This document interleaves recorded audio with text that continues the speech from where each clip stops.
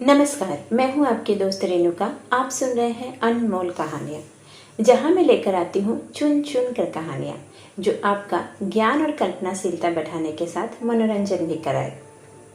आज की कहानी है ठाकुर का कुआं। जोखू ने लोटा मुंह से लगाया तो पानी से सख्त बदबू आई। गंगी से बोला, यह कैसा पानी है, मारे दुर्गंध के पिया नहीं जाता, गला सूखा जा रहा है और तू ऊपर से सरा पानी पिला रही है। गंगी प्रतिदिन शाम को पानी भर लिया करती थी।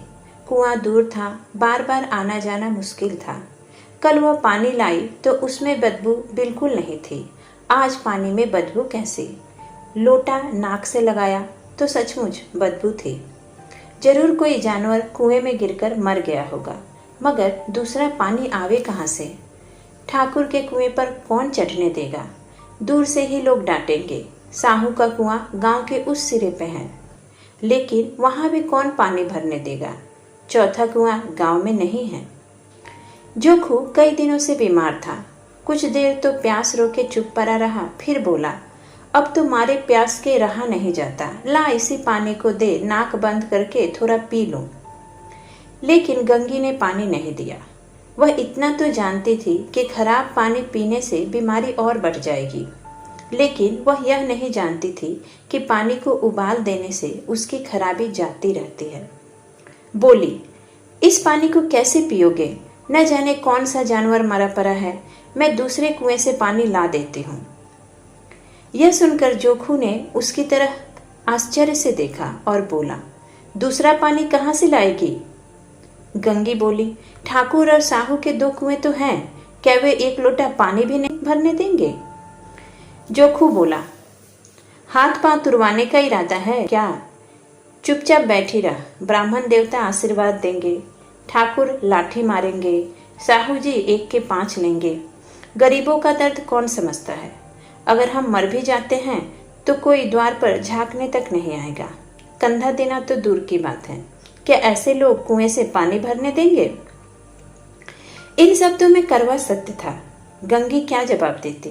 फिर भी उसने वह बदबूदार पानी पीने को न दिया। रात का समय था, सारे मजदूर थके मांदे सो चुके थे।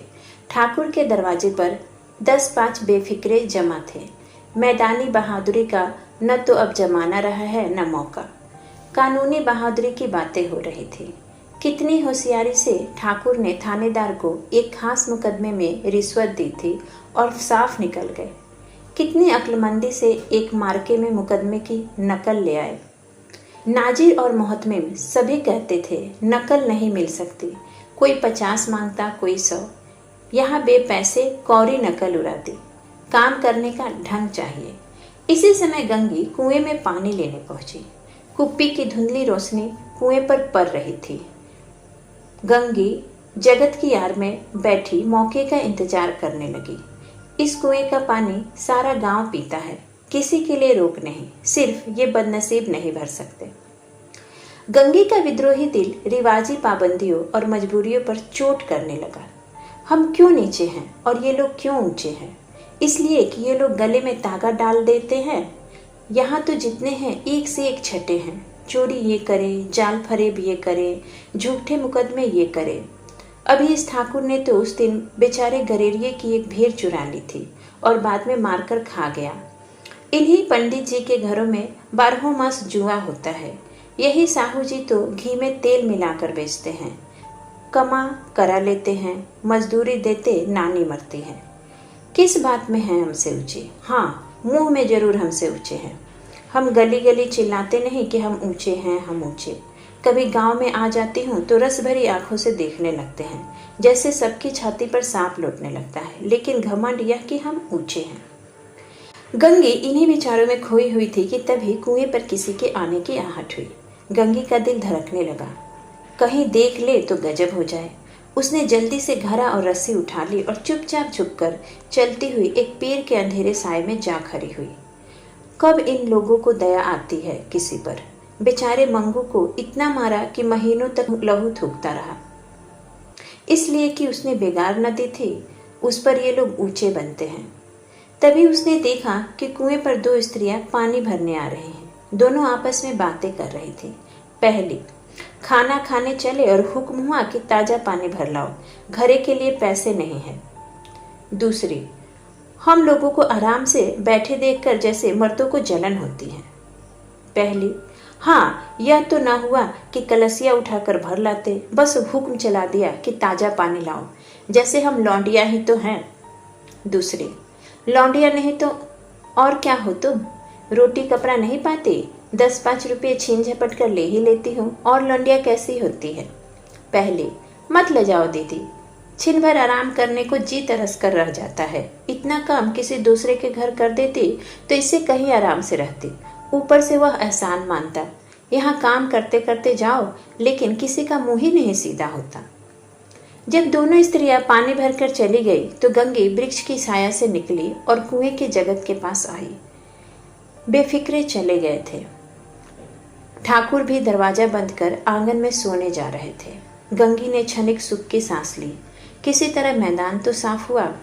अमृत चुरा लाने के लिए जो राजकुमार किसी जमाने में गया था, वह भी शायद इतनी सावधानी के साथ समझ बूझकर न गया होगा। गंगी दबे पांव कुएं के जगत पर चढ़ी। विजय का ऐसा अनुभव उसे पहले कभी न हुआ था। फिर उसने रस्सी का फंदा घरे में डाला, दाएं बाएं चौकन्नी दृष्टि से देखा, जैसे कोई सिपाही रात को शत्रु के किले में सुराख कर रहा हो। अगर इस समय वो पकड़ ली गई तो फिर उसके लिए माफी या रियायत की रत्ती भर उम्मीद नहीं। अंत में भगवान का नाम लेकर उसने अपने दिल को मजबूत किया और घड़ा कुएं में इस प्रकार डाला कि जरा भी आवाज ना हुई। गंगी ने 2-4 हाथ जल्दी जल्दी मारे और घड़ा कुएं के मुडेर पर खींच लिया। कोई बड़ा पहलवान भी इतनी तेजी से उसे ना खींच सकता था। मगर जैसे ही गंगी ने झुककर घड़े को जगत पर रखने के लिए हाथ से पकड़ना चाहा कि तभी ठाकुर साहब का दरवाजा खुल गया और गंगी के हाथ से रस्सी छूट गई। रस्सी के साथ ही घड़ा भी धड़ाम से पानी में गिर गया। ठाकुर, कौन है, कौन है? पुकारते हुए कुएं की तरफ आ रहे थे और गंगी जगत से कूदकर भागी जा रही थी। घर पहुंचकर उसने देखा कि जोखू लोटा मुंह में लगाए वही मैला गंदा पानी पी रहा है। इसी के साथ मैं आपसे विदा लेती हूँ। फिर मिलूंगी एक नई कहानी के साथ। तब तक आशा करती हूँ कि आप कहानियाँ सुनते रहेंगे और करना नहीं भूलेंगे लाइक, शेयर एंड सब्सक्राइब।